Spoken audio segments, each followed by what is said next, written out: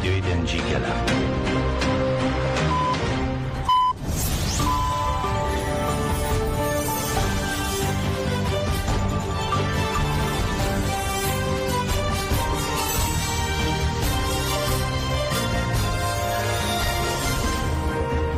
ئەم کاتتان باش بیسەرانی هێزان لە رادیۆ دەنگی گەلەوە با یارمەتی هاوکارانم گەشتی هەواڵەکانی ئەمڕۆ پێشەمبە 3 تەموزی 2025 تان پێشکەش دەکەین.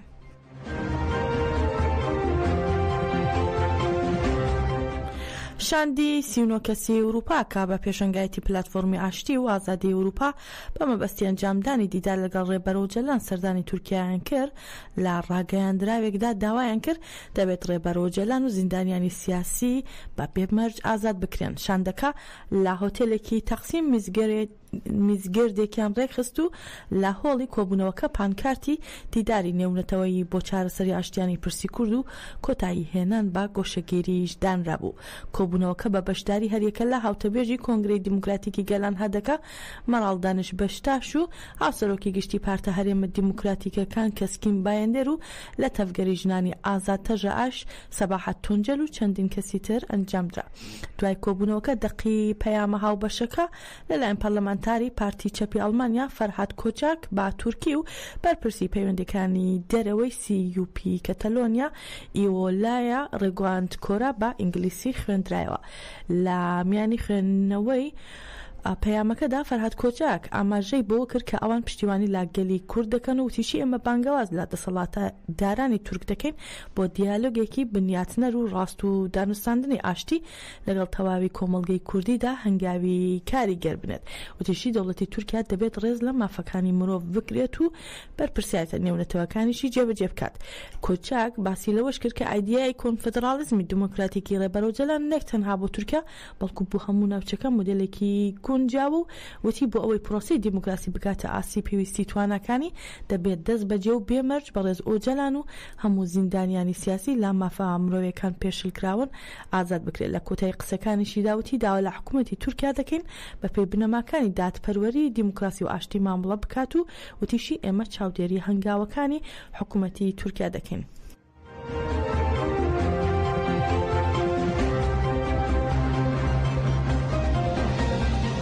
چالاکی دانیشتن کە بۆ ئازادی جەستەی ڕێبەرۆجەلان لە 25 کانونی دووەمی ساڵی 2021ەوە لە هەموو چوارشەمەیەک لە بەردەم ئۆفیسی نەتەوەی گرتوەکان لە جنێڤی سوئیسرا بەڕێوە دەچێت پێینایە هەفتەی 232 هەمینی خۆیەوە. چالاکیەکە با پێشەنگایەتی ناوەندی کۆمەڵگەی کوردی دیموکراتیکی جنێڤ دەکتەم ئەنجام درا و لە کەسیەتی بێشەنگ بروز کڕۆژدا بیلەن و لەشکەرجودی بە ناسناوی مەتین تەتیک کە لە ئەنجامی هێرشەکانی دەوڵەتی تورک بۆ سەر هەرێمەکانی پاراستنی میدیا لە کاتی جیاوازدا شەهید بوون بە خولەکێک ڕێزگرتن دەستی پێکرد. لەسەر ناوی دەکتەم نایلا بوداک ڕێگ علی حەیدەر قەیتان و هەواڵفوادی بەبیر هێنایەوە ئەو 33 ڕۆشنبیرەش کە لە هۆتێلی مادیماک شەهید کرابوون ببوورن یادیکردنەوە. هەروەها ڕاگەیاندراوێکیش لە لایەن فەیسەڵ کوشکاندی خوێنرایەوە.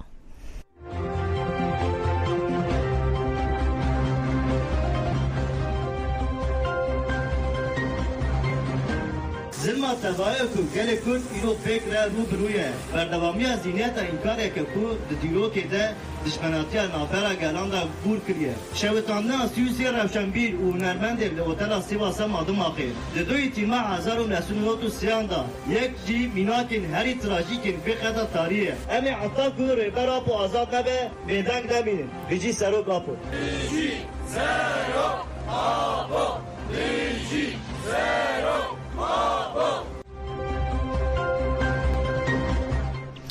با پشتیوانی چەندین ڕێکخراوی ئیتالیایی و با بەشداری ژمارەیەکی زۆری خەڵک لە چوارچەوەی کەمپەینی ئازادی بۆ ئۆجەلان چارەسەری سیاسی بۆ پرسی کورد کۆنسێرتێک بۆ دووم ساڵ بەڕێوەچوو. کۆنسێرتەکەم ساڵ لە شاری بۆلۆنیا کە ڕەگەزنامەی فەخری بە ڕێبەرۆجەلان بەخشیوە بەڕێوەچوو لە وتەی پێشکەشکردنی کۆنسێرتەکەدا ئاماژە بە گرنگی کەمپینی ئاشتی و هەروە ڕۆڵی ڕێبەر ئۆجەلان بۆ چارەسەری پرسی کورد کرا ببورم بە کەمپینی ئازادی بۆ ئۆجەلان چارەسەری سیاسی بۆ پرسی کوردرا. هەروەها ماریۆن کلانسی جێگری سەرۆک شارەوانی بولۆنیا باسی لەوە کردکە کەمپینەکە هیواکان بۆ ئاشتی بەهێز دەکات و وتیشی پرسی کورد تەنها پرسێکی مرۆیی نییە بەڵکو پرسێکی ناسنامەیە و پرسێکە کە ئازادی مرۆڤەکان تیادا سەرکوت کراوە و فکرەکانی بەڕێز ئۆجەلان بۆ ئێمە گرنگن. هەروەها یەڵماز ئۆرکۆنیش بەرپرسی نووسنگی یاسایی زانیاری کوردستانی ئیتالیایی ئاماژەی بۆ کردکە لە پێناو ئازادی ڕێبەر ئۆجەلان 3 ساڵە دۆستانمان لاڕێی هەوڵی جددیەوە تێدەکۆشن و بەم کەمپینە نێونەتەوەییە گۆشەگیری لەسەر ڕێبەرایەتی تێکشکاوە و کاتی ئازادبوونی نزیک بووە. لە دوای وتەکان هەندێک لە بەشەکانی کتێبەکانی ڕێبەر ئۆجەلان خوێندرایەوە و خوێندکارانی زانکۆ سەبارەت بە فکرەکانی ڕێبەر ئۆجەلان دەربارەی ژن و ژیانی هاوبەشی گەلان قسەیان کرد. هەروەها لە میانی گفتوگۆکاندا بەشداران بانگەوازی کۆتایی هێنانیان بە تێکۆشانی چەکداری پەکەکەیە وەک هەنگاوێکی گرنگ بۆ ئاشتی هەڵسەنگاند.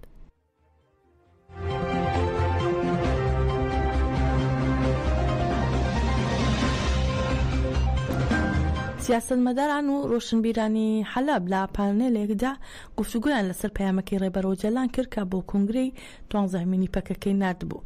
مەڵبەندی ڕۆشنبیری حەلەب بۆ گفتوگۆکردن لەسەر پەیامەکەی ڕێبەر ئۆجەلان کە بۆ کۆنگرەی 12مینی نردبوو پەنێلێکیان بە بەشداری نزیکەی 15 سیاسەتمەدار ڕۆشنبیر و نوێنەرانی کۆمەڵگەی مەدەنی ئەنجامدا. لە سەرەتای پەنێلەکەدا هاوسەرۆکی مەڵبەندی ڕۆشنبیرانی حەلەب ئەحمەد بیرهات ئاوتی ڕێبەر ئۆجەلان لە پەیامەکەی بۆ کۆنگرەی 12مینی پەکەکە وتوێتی پێویستی جێبەجێکردنی گۆڕانکاریەک بە پەیدۆخی ئێستا هەیە. هەروەها ئەندامی مەڵبەندەکە شیرین شێخۆ پەیامەکەی ڕێبەر ئۆجەلانی کە بۆ کۆنگرەی نردبوو خوێندەوە و بەشدار بووان بۆ چوونیخیان لەسەر پەیامەکە دەربڕی.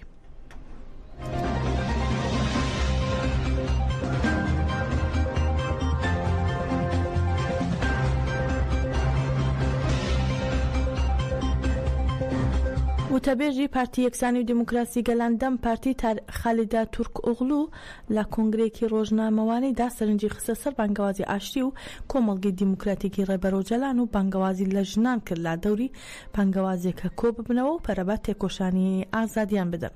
وتیشی بانگەوازێکەیە بانگەوازی ژیانی ئازاد و یەکسانیە و لە خەباتەکانماندا بینیمان ژنان چه خاوەنداریەکان لە بانگەوازێکە کرد. وتیشی بێگومان ئەم بانگەوازیە لە کۆمەڵگە و ژنان و گەنجان کراوە بۆیە پێویستە با کۆمەڵایەتی بوونەوەی بانگەوازەکە درێژە بە تێکۆشانمان بدەین.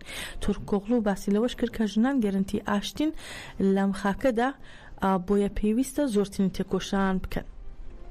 هەروەها بانگەوازیشی لە ژنان کرد بۆ بەشداربوونیان لە ڕێپێوانی ژنان کە لە 8 تەمموز لە ئەنقەرە بڕیارە بەڕێوە بچێ.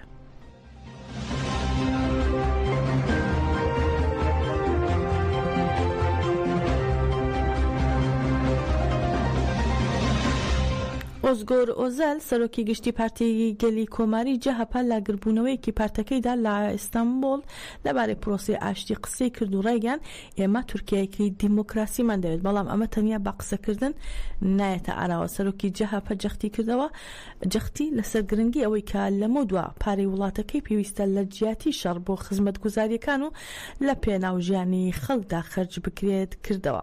هەروەها لەبارەی پرۆسی نوێی ئاشتی لە تورکیا و باکووری کوردستانیش وتی بێگومان جەهەپە دەیەبێت شەڕ کۆتایی پێبێت و ئارامی بێتە ئاراوە و وتیشی هەروە دایکان نەگرین و پارەی ئەم وڵاتەش لە بڕی شەڕ بە خزمەتگوزاری بدرێت.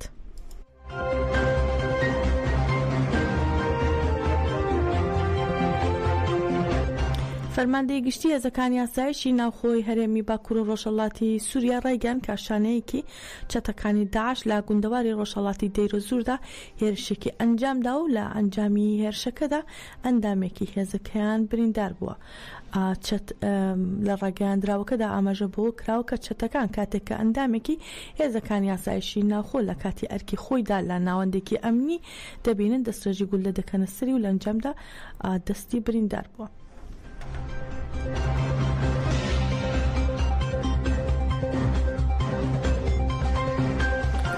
وتەبێژی وەزارەتی ڕێگاوبان و گەشەپێدانی شارستانی ئێران ڕایگەیان بە هاوکاری ئەمنی ئاسمانی ناوەڕاست و ڕۆژاوای وڵاتەکەی باڕووی گەشتە ئاسمانیە نێودەوڵەتیەکان داخراوە تەنها بەشی ڕۆژهەڵات کراو دەبێ.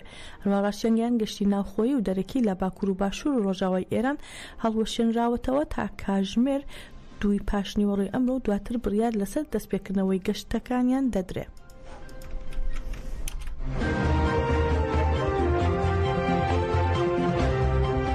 شۆن پارنێل وتەبێژی وەزارەتی دەرەوەی ئەمریکا پێنتاگۆن ڕایگەیان هێزە هێرشەکانی ئەمریکا بۆ سەر ئێران بەرنامە ئەتۆمیەکەی ئەو وڵاتەی بۆ ماوەی 2 ساڵ دواخست و زیانێکی زۆری لە ئێران و بەرنامە ئەتۆمیەکەی داوە. هەروە دەشڵێت هەڵسەنگاندنە هەواڵگریەکان لە ناو وەزارەتی بەرگریدا ئەو ئەنجامیان خستوۆتە ڕوو کە زیانێکی زۆر بەر ئێران و بەرنامە ئەتۆمیەکەی کەوتووە بە جۆرێک بەرنامە ئەتۆمیەکەی بۆ 2 ساڵ دواخراوە. هەروە وتیشی جگە لە فڕۆکەی B2 لە ئۆپەراسیۆنەکەدا ژێردەریای و فڕۆکەینەوەی پێنجەمیش بەشدار بوون لە هێرشەکان لەسەر ئێران.